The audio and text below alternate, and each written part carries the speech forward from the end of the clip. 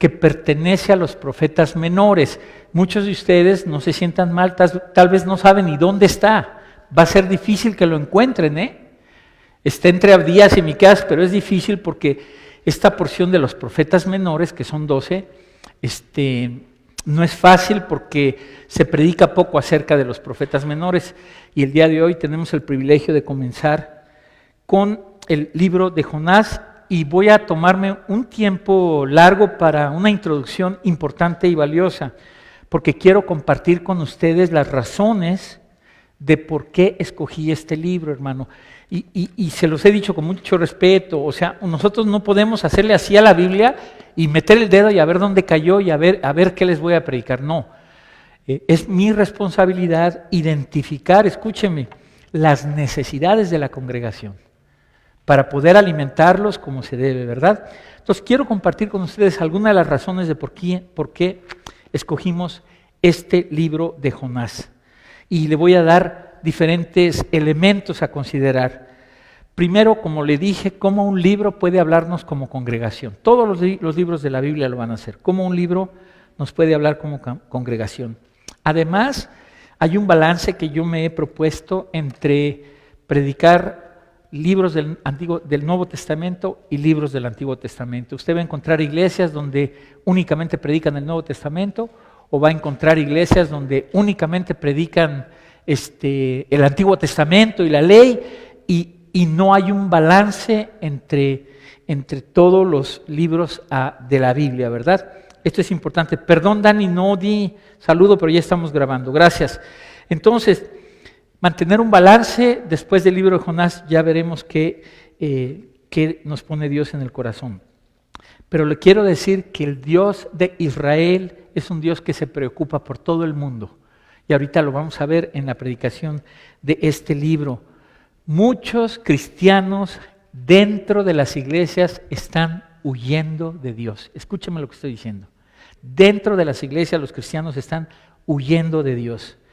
También vamos a ver las consecuencias de desobedecer a Dios, hermano, porque esto es lo que enseña la palabra de Dios. Y estas consecuencias no solo afectan mi vida, afectan las personas a mi alrededor, mi familia, la gente más cercana, ¿verdad? Entonces, la introducción de todos los libros de la Biblia, en este caso de Jonás, vamos a conocer aquí cosas muy importantes. Vamos a conocer al autor, cuáles son sus motivaciones, su corazón, cuál es el propósito del Espíritu Santo al haber escrito este libro, la intención de su mensaje, ¿verdad? Y todos estos datos con los que vamos a comenzar el día de hoy, hermano, es una preparación muy adecuada para, si usted me permite el término, vivir el personaje. Vivir el personaje y comprender las circunstancias que le tocó vivir, ¿verdad? Y vamos a tratar diferentes temas en este libro: la naturaleza del libro, la fecha, las evidencias históricas, un pequeño bosquejo de lo que compone este libro del profeta Jonás. Véngase en primer lugar, por favor, a Segunda de Reyes, capítulo 14. Segunda de Reyes, capítulo 14.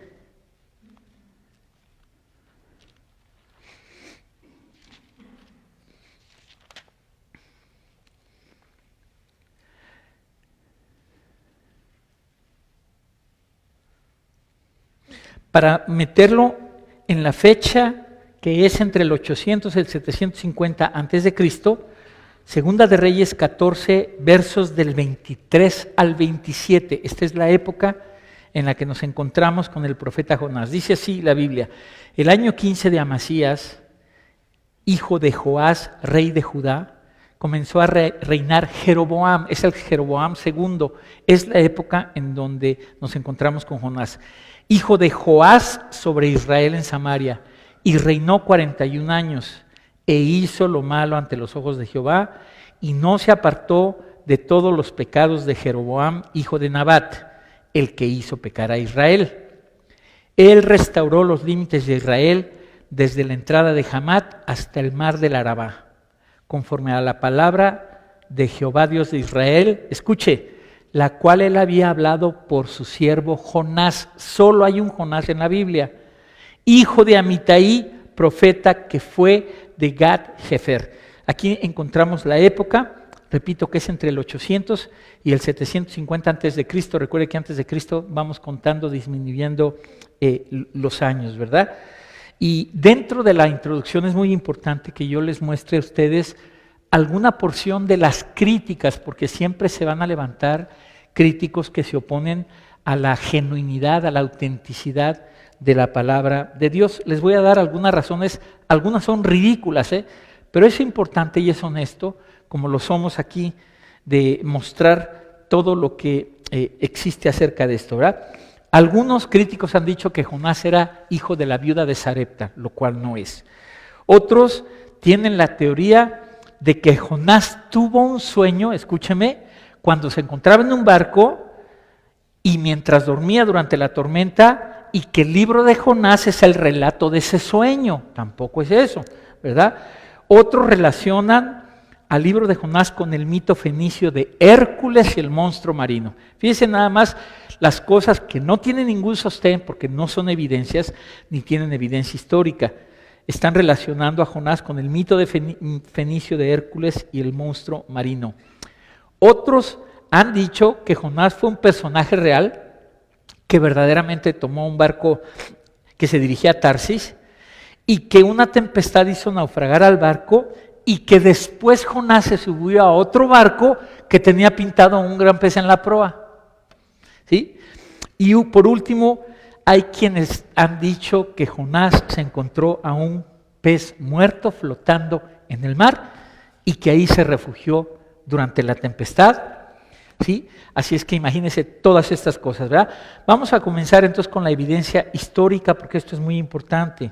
Jonás fue un personaje histórico, así lo dice el pasaje que acabamos de leer, Segunda de Reyes 14, en donde dice, en los tiempos, ¿sí?, en que Jeroboam II reinó, y ahí estaba Jonás, hijo de Amitai, que fue profeta de Gad-Hefer. Véngase al libro de Jonás y vamos a leer el primer verso, por favor. Jonás 1:1. Jonás 1:1.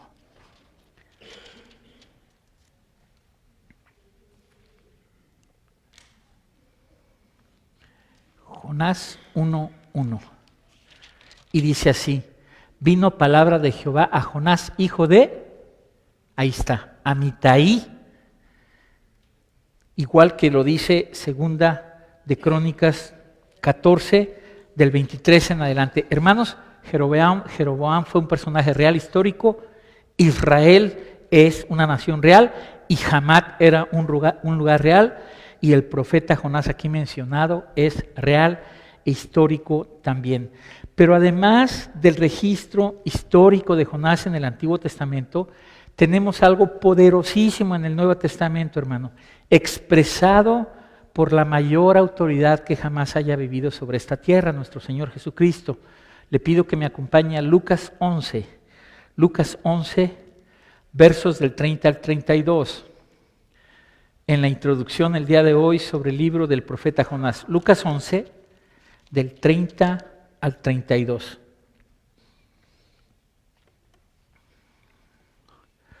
Dice así Jesús: porque así como Jonás fue señal a los ninivitas, también lo será el Hijo de Hombre a esta generación. ¿Sí? La reina del sur se levantará en el juicio con los hombres de esa generación y los condenará, porque ella vino de los fines de la tierra para oír la sabiduría de Salomón, y he aquí más que Salomón en este lugar. Los hombres de Nínive se levantarán en el juicio con esta generación y la condenarán, porque a la predicación de Jonás se arrepintieron, y he aquí más que Jonás en este lugar. En el momento en que alguien ponga en duda el registro histórico del libro de Jonás, está cuestionando la credibilidad de nuestro Señor Jesucristo. Pero más poderoso aún en el Evangelio de Mateo. Acompáñeme a Mateo capítulo 12, porque aquí está centrada la analogía que Jesús hace entre su muerte y resurrección y lo que vivió el profeta Jonás. Mateo 12, versos 39 al 41. Dice así: Él respondió y les dijo: la generación mala y adúltera demanda señal. Los fariseos estaban pidiéndole señal. Pero señal no le será dada sino la señal del profeta Jonás, porque como estuvo Jonás en el vientre del gran pez 3 días y 3 noches, así estará el Hijo del Hombre en el corazón de la tierra 3 días y 3 noches. Los hombres de Nínive se levantarán en el juicio con esta generación y la condenarán, porque ellos se arrepintieron a la predicación de Jonás, y he aquí más que Jonás en este lugar. Si ponemos en duda el libro de Jonás, ponemos en duda, repito, lo que está compartiendo el Señor Jesús. Déjeme decirle que uno de los elementos fundamentales cuando se hizo el canon de la Escritura es cuando se tenían todos los rollos del Antiguo Testamento y del Nuevo Testamento, y entonces los padres de la iglesia, los profetas, se reunieron para decidir, y esto lo hizo Dios, pero usando a los hombres, qué libros eran inspirados por Dios. Usted sabe que hay una porción de 13 o 14 libros llamados apócrifos, que no son parte del canon, y una de las razones por las cuales no fueron incluidos en el canon fue porque nunca los mencionó Jesús. Y Jesús menciona a Jonás, menciona a Daniel, menciona todo el Antiguo Testamento cuando dice Moisés, la ley y los profetas. Absolutamente todo. Entonces, cuando no menciona a Jesucristo a ninguna persona, por eso esos libros no fueron incluidos dentro del canon de la Escritura, ¿verdad? Ahora, déjeme decirle un poquito acerca de la naturaleza del libro. Jonás fue un profeta, y aunque aparentemente no haya profecía en el libro de Jonás, hay una preciosísima figura de la resurrección de Jesucristo. Es un libro que relata, sí, en forma personal, los eventos que vivió el profeta Jonás en una dramática experiencia personal. Pero tenemos esta figura de la resurrección, ¿sí?, en donde Cristo mismo dijo que así como Jonás iba a ser una señal para los habitantes de Nínive, así él, Jesús, sería una señal para su generación con respecto a su resurrección de entre los muertos. Déjeme decirle que el libro de Jonás no es la historia de un pez, es la historia del Dios de Israel y su misericordia por los seres humanos. Esto es importantísimo. Y nosotros tenemos que distinguir entre los elementos esenciales y los incidentales. Los elementos incidentales son el pez, la calabaza, el viento, el barco, la ciudad de Nínive. Los elementos esenciales son Jonás y Dios, ¿verdad? Ahora vamos a ver otro detalle acerca de los temas del libro de Jonás. Esto es importante, todavía estamos en la introducción. El libro de Jonás, en primer lugar, enseña la doctrina de la resurrección, una doctrina fundamental en el cristianismo que no fue ilustrada en ninguna parte del Antiguo Testamento, muy difícil encontrarla, hasta que aparece Jonás con su libro y con todo lo que le sucede, ¿verdad? El libro de Jonás también enseña, hermano, fíjese las doctrinas fundamentales, que la salvación no es por obras, sino por la fe que conduce al arrepentimiento. Este libro pequeño es leído por los judíos en el día de la expiación, en lo que se llama el Yom Kippur. Es algo maravilloso, hermano.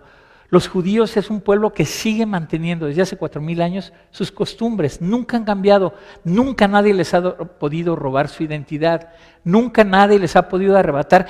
Durante la Segunda Guerra Mundial en los campos de concentración, ellos mantenían y continúan repitiendo y orando el Shema, Deuteronomio 6:4, oye Israel, Israel, Dios nuestro Dios uno es, y nunca han dejado de hacer lo que hacen, y hasta la fecha leen el libro de Jonás durante los días del Yom Kippur, y ahí es donde nos dice que no consiste en obras de justicia humana, sino la sangre del sacrificio provisto por nuestro Señor Jesucristo.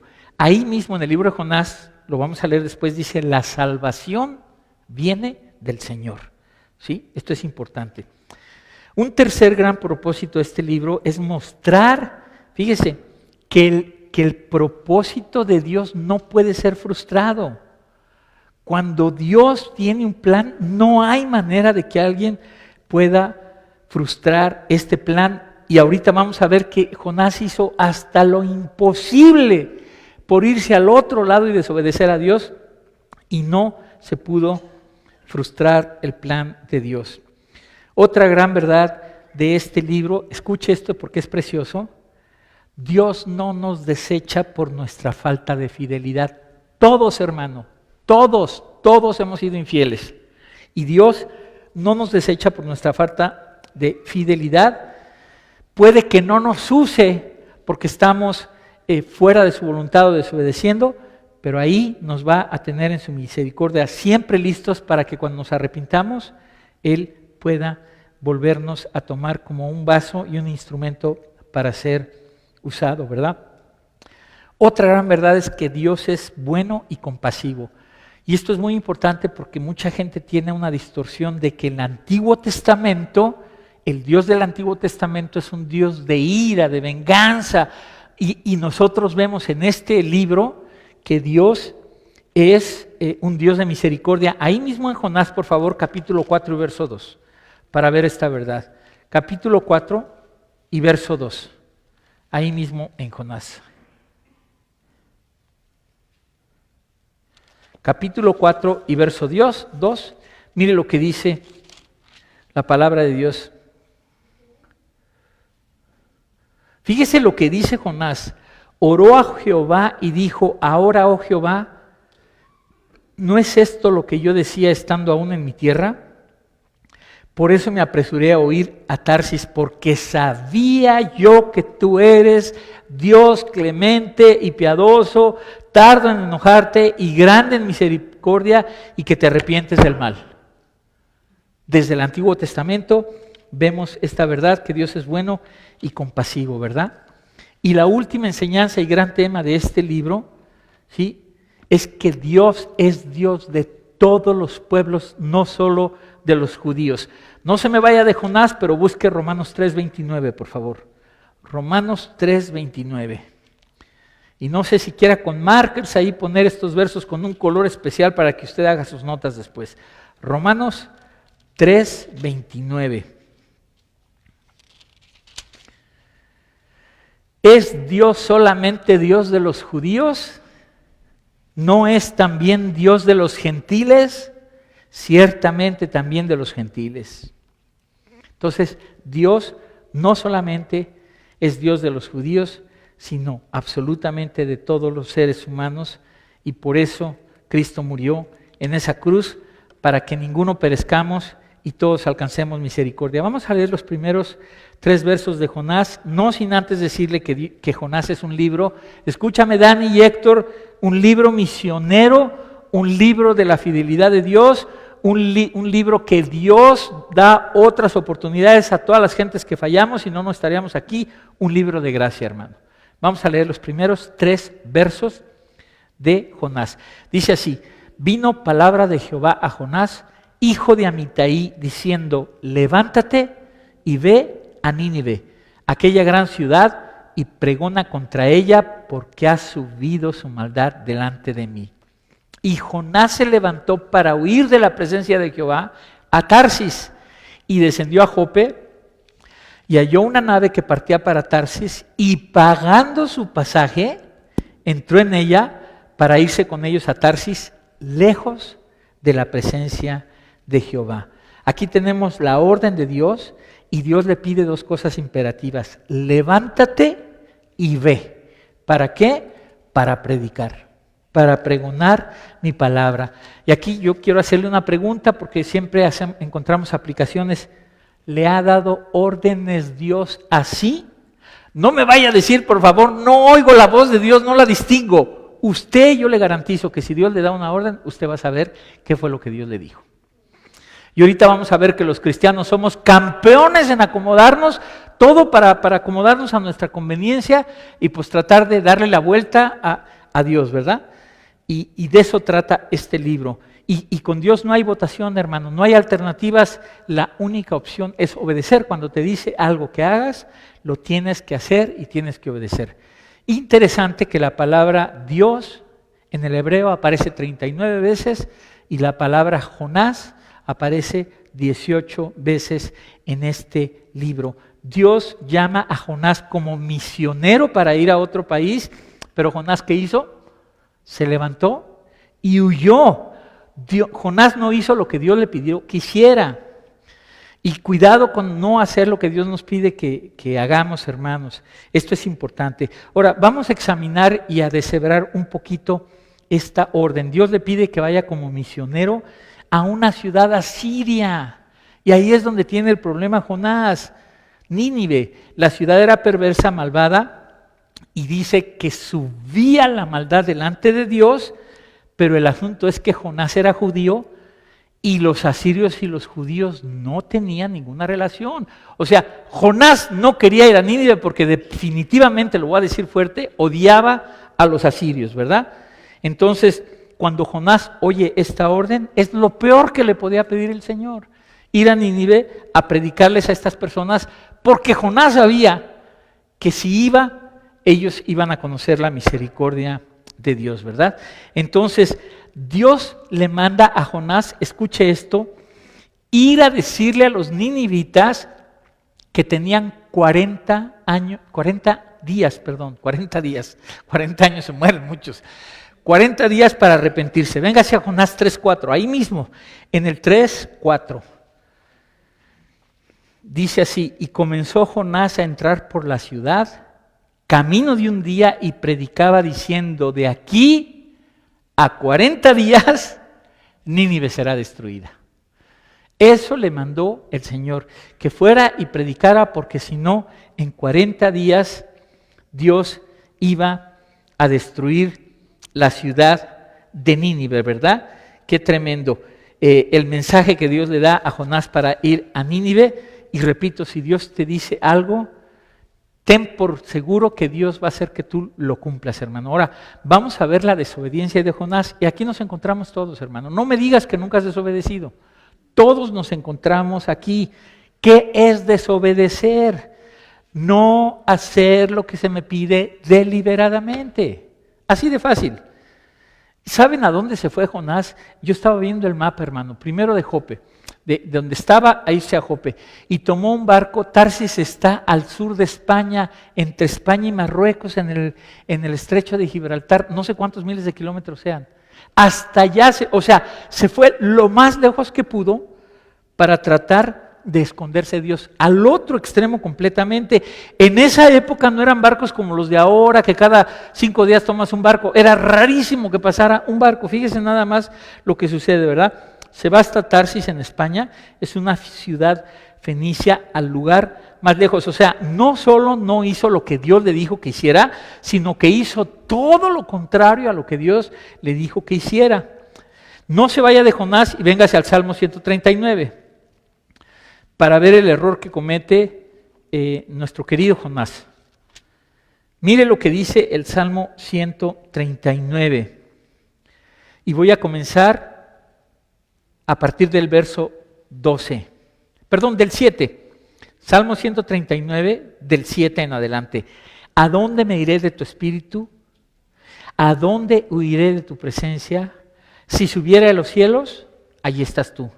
Y si en el Seol hiciere mi estrado, he aquí, allí tú estás. Si tomare las alas del alba y habitar en el extremo del mar, aún allí me guiará tu mano y me asirá tu diestra. Y fíjate, está hablando del extremo del mar.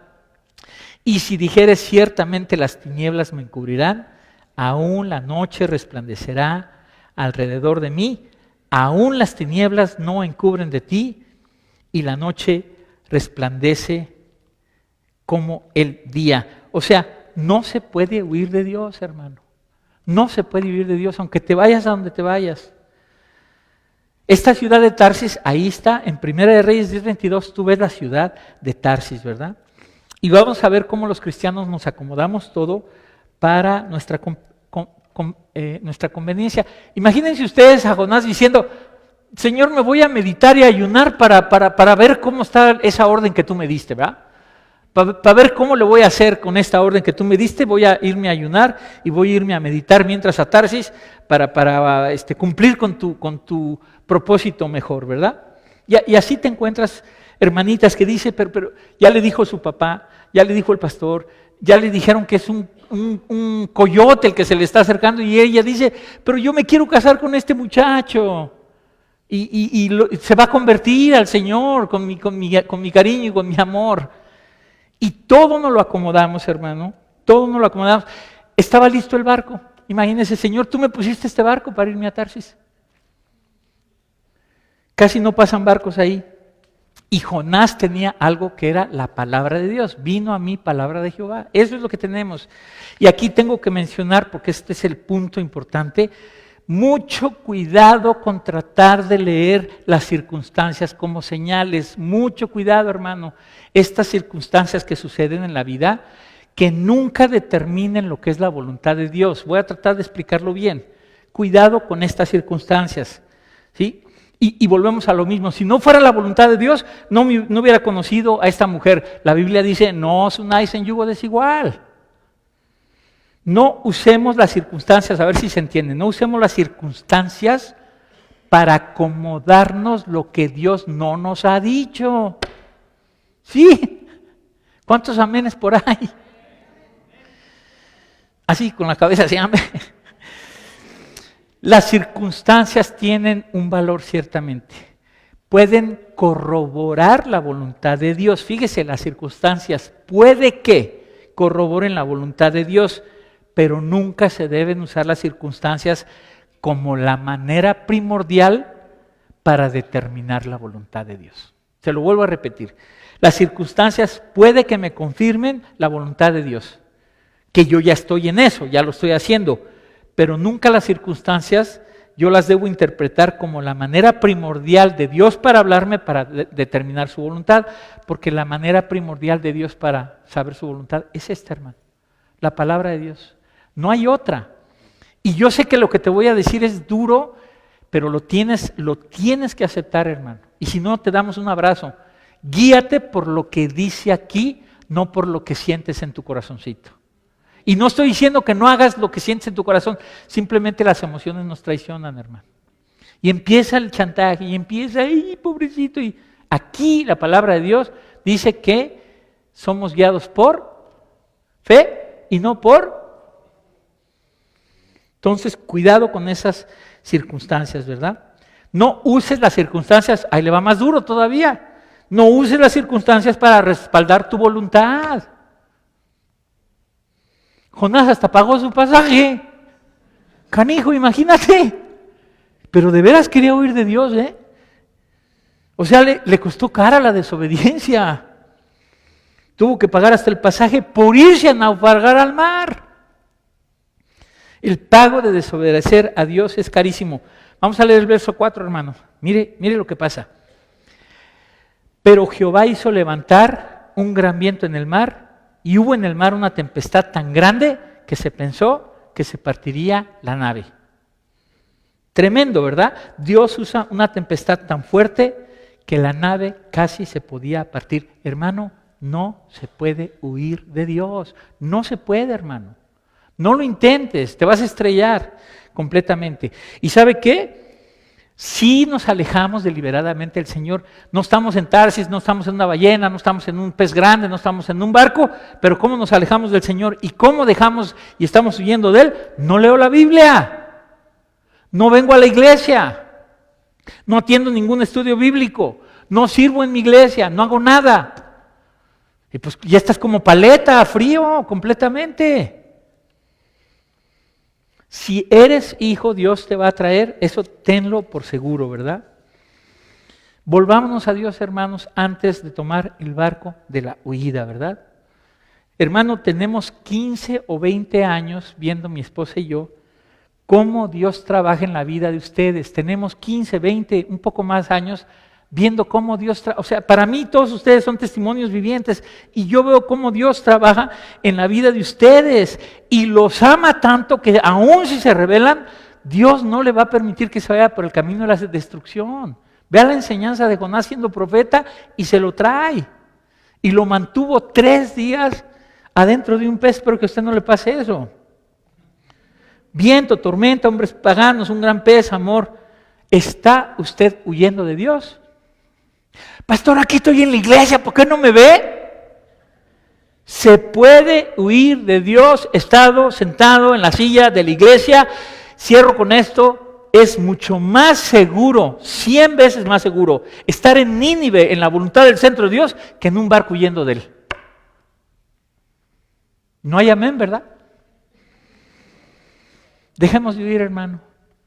Dejemos de huir, vayamos a los brazos divinos del Señor que nos está esperando, listos para recibirnos.